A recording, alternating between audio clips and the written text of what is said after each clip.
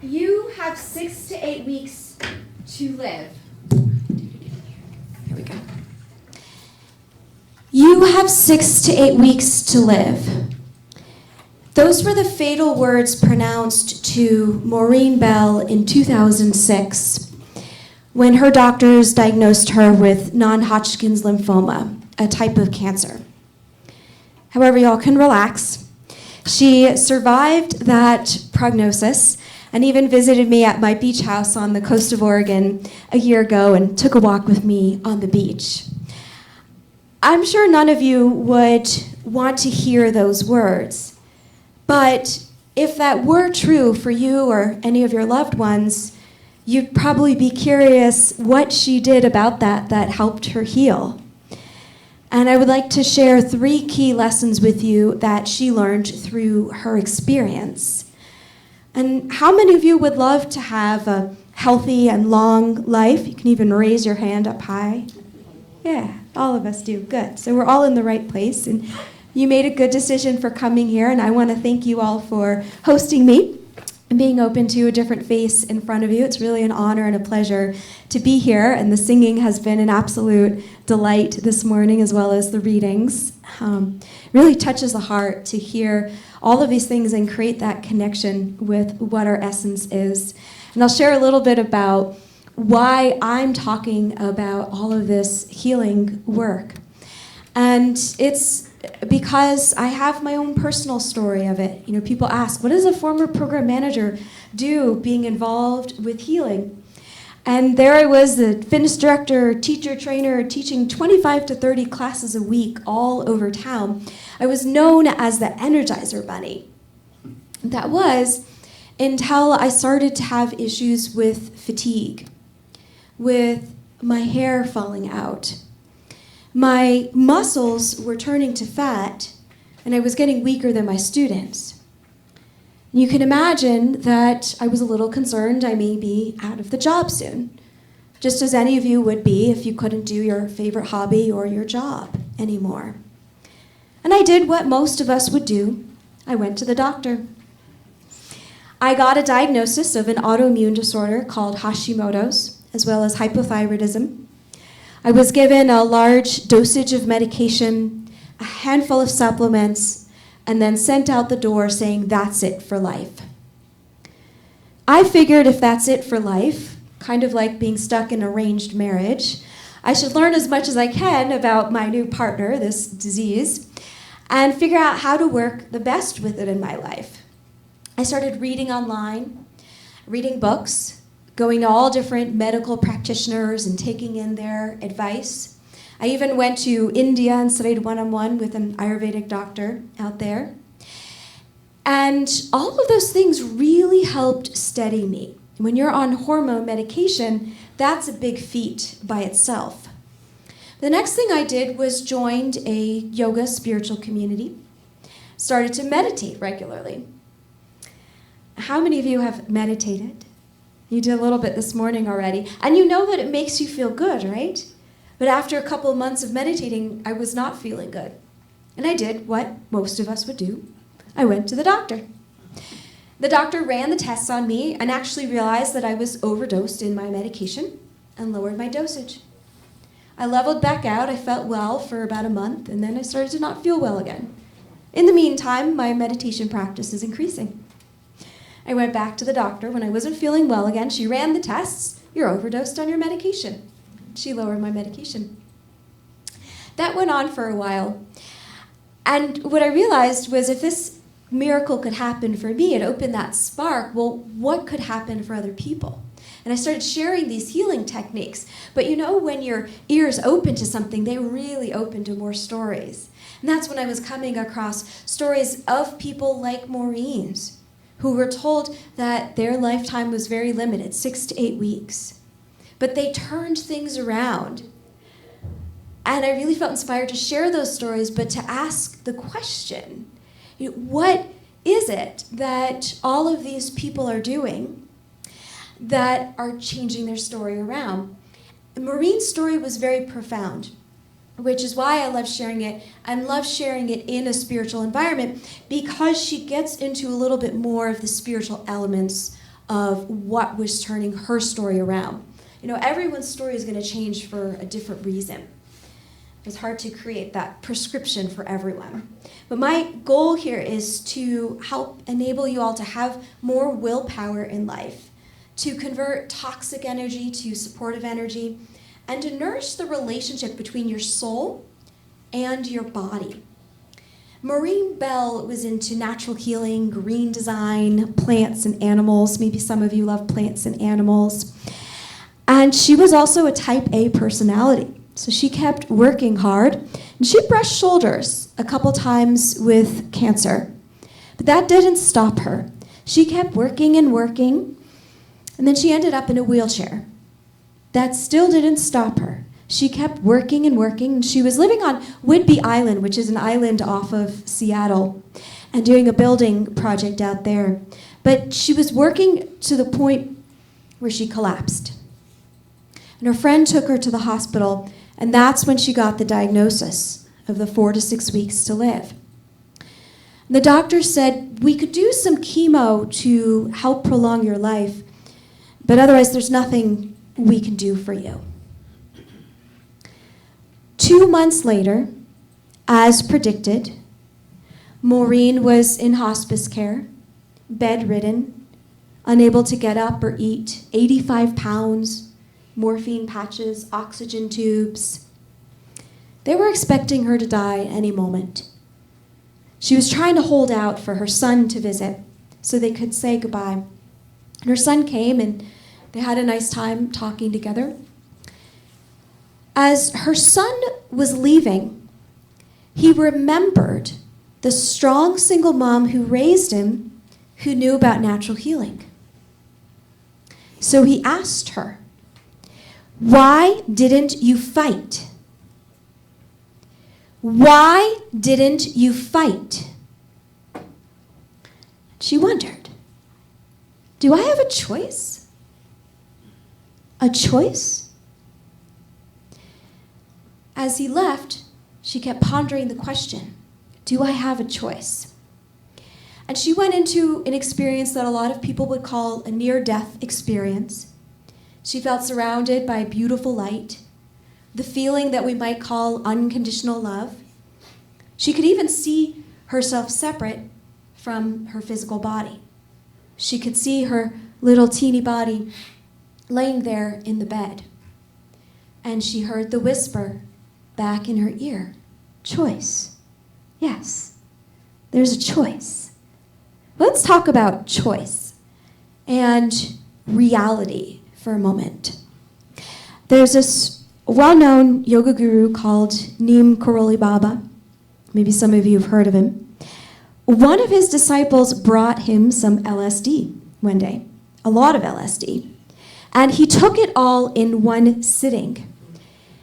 That amount of LSD would kill the average person. It did nothing to him. And I believe he did that to prove a point. This LSD that we think has a certain reaction didn't have that reaction on him. And maybe it doesn't have to on the rest of us. We'll see in a moment as I continue with Maureen's story. I heard this story of a woman who was hypnotized, and the man who was doing the hypnotism, he held his arm behind another person, and who was standing right in front of the woman who was hypnotized, and he said, what do you see? And she said, I see a watch. But there was a person in between the watch and the person being hypnotized. She didn't see the person, she saw the watch. Different view of reality. Not seeing something that's there, or being able to see through someone.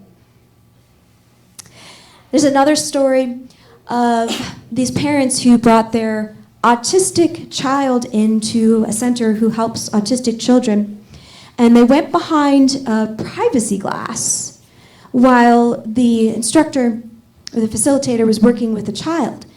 And they watched in the room, and the child was playing just like any other child would. And they said, that's not my child? How is that possible? The child was in a different environment, a different energy, and all of a sudden, a different reality, a different way of interacting with life. I had the experience of when I did my first energy healing training, the teacher knew me pretty well. And she just decided that I would be able to see auras. And all of a sudden I could see them, simply because she gave me the belief that I could see them. You know, just in the flash of a moment, I started being able to see these things. And I had this one day where I was staying at a Buddhist meditation retreat, and I had this beautiful meditation, and I came out, and there actually was a little bit of a blue light in the space, and I was dancing with a friend, because I'm a dancer. That's sometimes how I respond in bliss and joy. So I'm moving around my arm, and then all of a sudden it was like there was no skin, and I could see the bone structure underneath my arm, like an X-ray machine would. Choice, reality, what we normally see. What can open up beyond what we normally know and expect? I believe doctors are meant to help us heal, not tell us when we're going to die. There's no 100% direction for anything that happens. This is why I often say fatal pronouncements do not have to be your fate. Here's what happened with Maureen.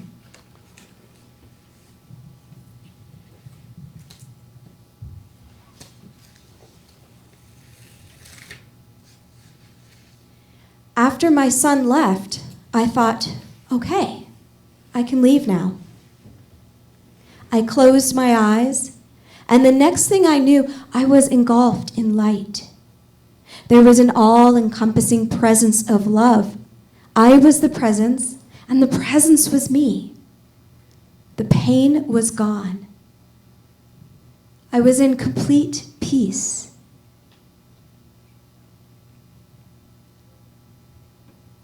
In balance, in harmony, and I felt a connection with everything in the universe. Then a voice said, choice. A presence came forward, and I replied, yeah, choice. I realized this presence was saying that if I wanted to, I could go back. She woke up from that experience, called her sister, who was taking care of her in the room right away, and they just started crying and crying because she knew she was going to heal from there. And this was the first moment in months that she didn't feel pain in her body, and she felt hungry. So this is choice. And what I'm actually going to do, just to make sure none of you fall asleep, because I'm a dancer, I'm going to have you say choice with me, and I'm going to have you do a hand motion. You're going to do this with both hands. I've got one hand on my mic. It's kind of like if you've ever heard of the 1,000-petal lotus flower that opens up when we reach these beautiful states of enlightenment. You're going to imagine that you are just creating that with your fingers and say choice with me. Let's go ahead and open your hands and say choice. Choice, yeah. Opening up that beautiful lotus flower. Choice. Yeah. There she is. Choice. Feeling better. She has one more round of chemo scheduled. You know, they expected her to die sometime around then. So there was just one more round scheduled. A part of her said, well, I know I'm going to heal. I don't need this round of chemo. Something in her intuition said, go ahead and do this. And her next piece of intuition said, research what is in my chemo drugs. So her body was still weak. They had to prop her up on the bed with pillows underneath her and sit the laptop on side of her. And she starts reading online. The first drug she looks up is called vincastrine. It's made from the vinca plant. Anybody know what family is in the vinca plant? Periwinkle. This was the plant that she planted everywhere she lived in her adult life. It was one of her favorite plants. She continued to look into what was in the rest of the drugs. But now she's going into this last round of chemo with a very different relationship with the drug. Normally, it would take 10 hours for all of the drugs to get into her system. This time, it only took 3. Normally, her urine would turn blood red. This time, it stayed its normal color. Her hair was growing back in, she was gaining weight, and the nurses were wondering if she was being given a placebo. The doctor said, "No way, that's not possible. We can't do that in her case." She continued to heal from there. But notice that this drug, that she's taking, we normally think it has all these side effects. And just like the LSD didn't have any side effect on Neem Karoli Baba, she changed her relationship and realized it's something that she loved.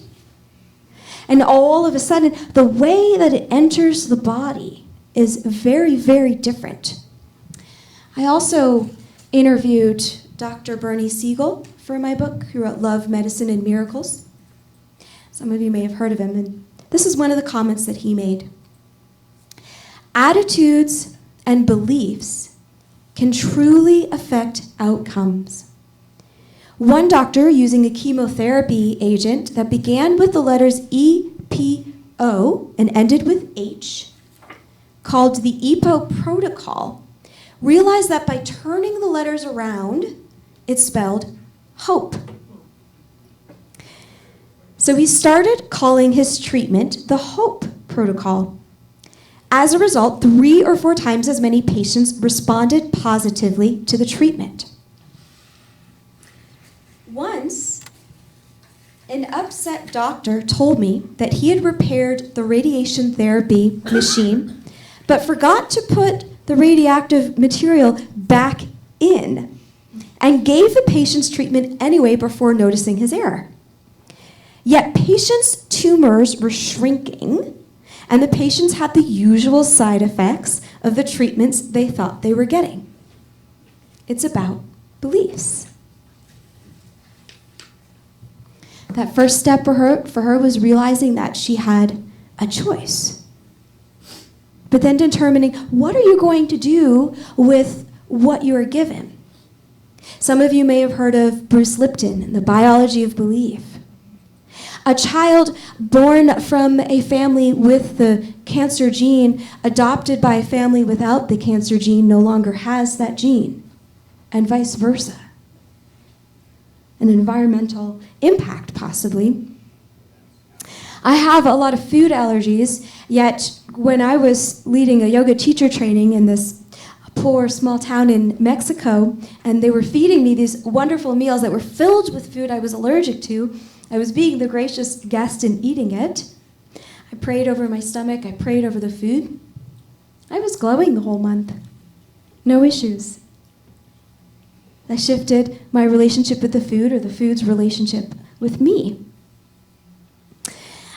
There's this other woman who, involved with the medical industry, used to tell her patients that chemo has a 9% chance of working, until she realized that belief has a much higher percentage.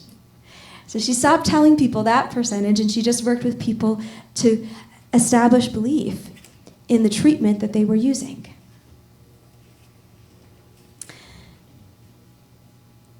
Everybody knows about chemtrails, right?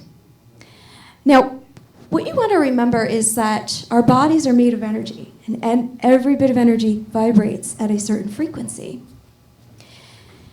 And my natural frequency, let's say, and probably a lot of you, would be to want to, whatever I do, to have a positive impact on others. And sometimes when we think about chemtrails, and we think, these people who are doing that are putting toxins in the air, they don't really care about us, or they're trying to do what's easy solution, or they're trying to do what's going to make them the most money. But that's not your vibration.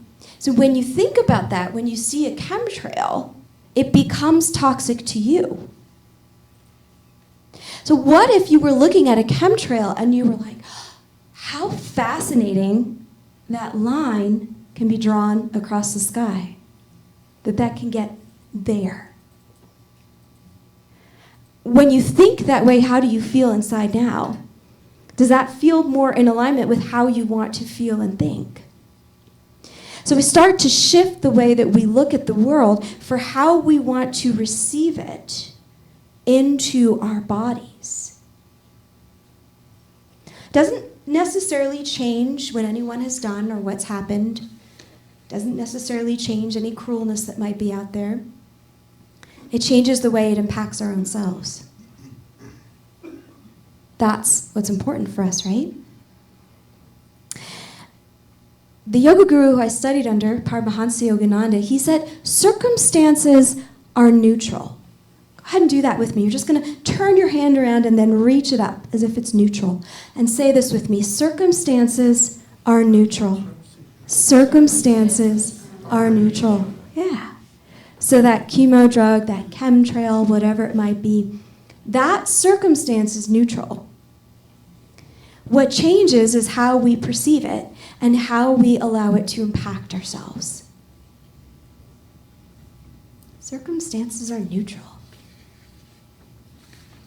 Now, Maureen was having a lot of dreams right before she had the near-death experience. And it looked like there were two pathways.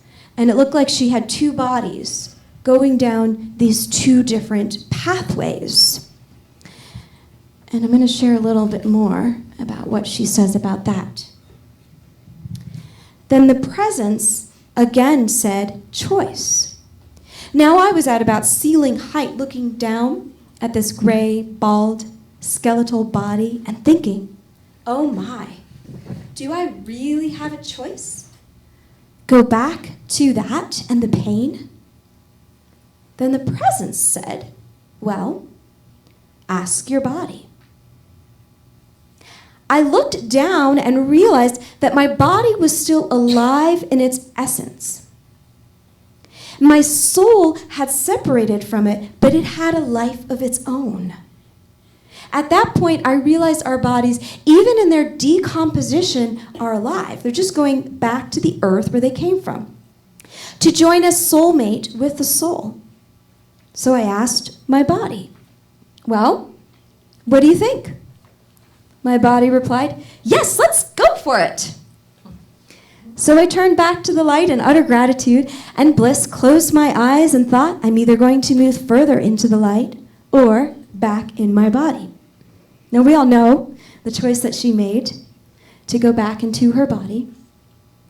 And she did, as I mentioned, continue to heal from there, experience less pain. This was 2006, so this is quite a long time ago to really notice that she's sustained not having this cancer in her body for all of this time. But what she's learning here is the relationship between the soul and the body. Because after the near-death experience, her next set of dreams were one path, one body. So it's almost as if you and your soul, your body and your soul are soulmates. Like two different beings. They're just different forms of energy coming together. And when it looked like they were going to separate, they were in two different paths. When it looked like they were coming together, they were in one path. I always consider that to be a nice, sweet reunion. And the question for ourselves, because we get bombarded today by all the different diets we should be on, and by all the different healing modalities that are out there.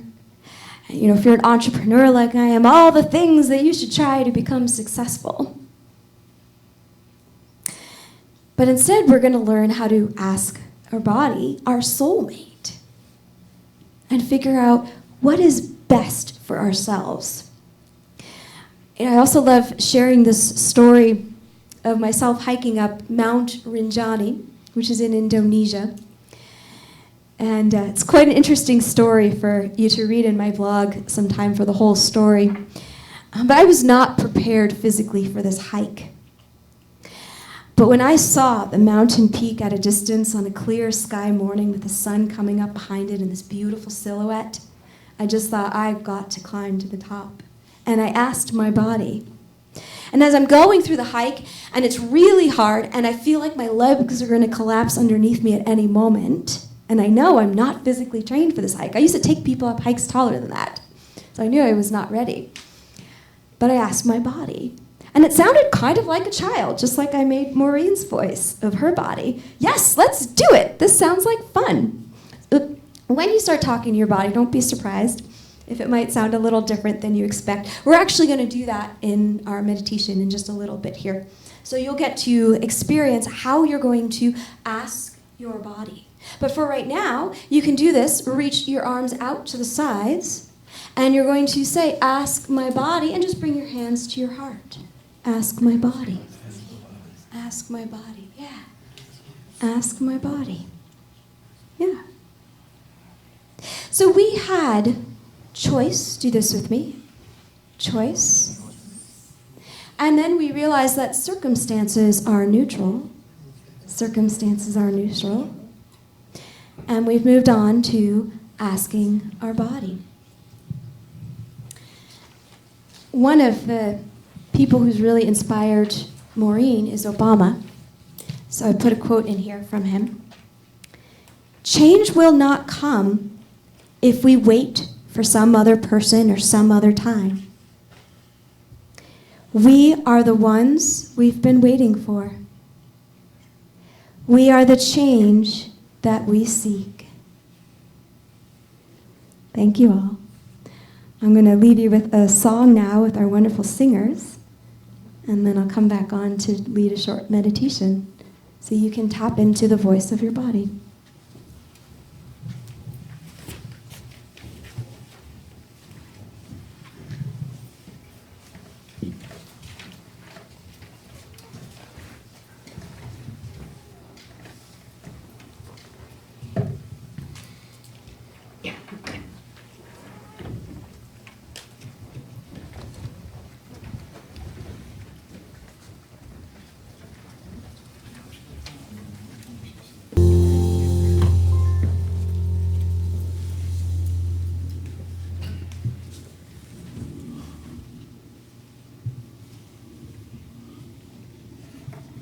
Go ahead and take a double inhale and tense all the muscles in your body. Double exhale and release. Double inhale and tense. Double exhale and release. Sitting with your feet planted firmly on the floor, your spine up nice and tall, shoulders relaxed and heart open. Palms turned upwards on your lap. Eyes closed and gaze just slightly upwards under closed eyelids. Let the crown of your head, the top back of your head, float up towards the sky. As you breathe, feeling the cool air enter your nostrils and the warm air leaving your nostrils.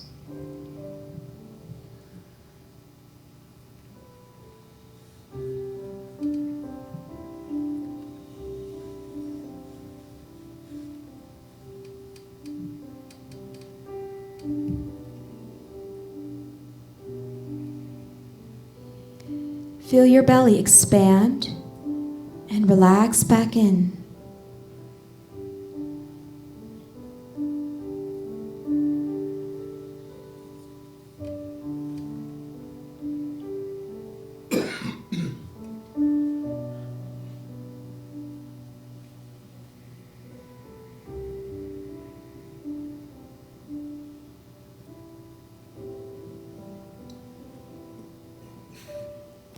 Feel your lungs expand in all directions as you inhale and relax back in as you exhale, keeping your spine long while you exhale.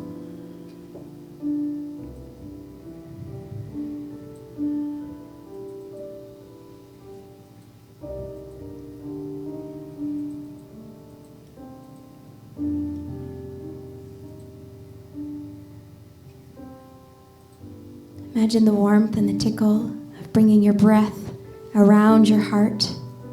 Imagine that you can breathe right into your heart. Your eyes are still gazing slightly upwards, but you're focusing on the heart right now, with that being the connection point between your soul and your body.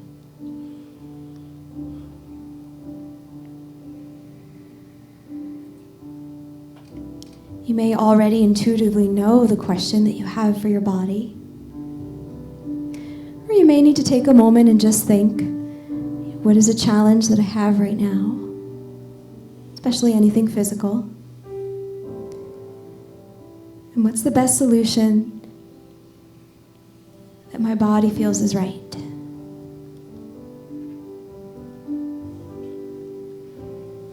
Asking your body, what do you want? What's the best path? Why are you in pain at this part of my body? What could I do to heal? What should I eat? Should I take that challenge? Run the marathon? Whatever it might be, pick one single question. Ask the question, and then stop asking the question so you can hear the answer. We'll take a couple minutes right now just to listen. Maybe you hear something now, maybe you hear it later when you're driving in your car, taking a shower. Create the space and the openness, setting the intention for the answers you want, for your body and your soul to be in sync with each other.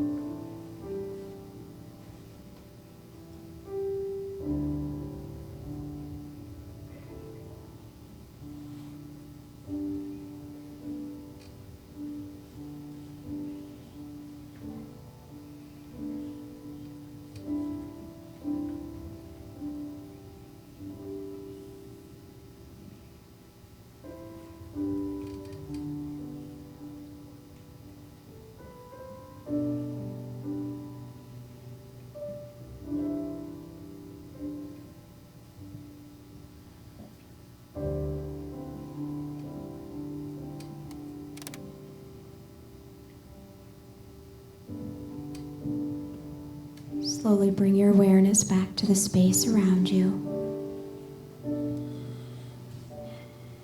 Slowly open your eyes. Om, peace.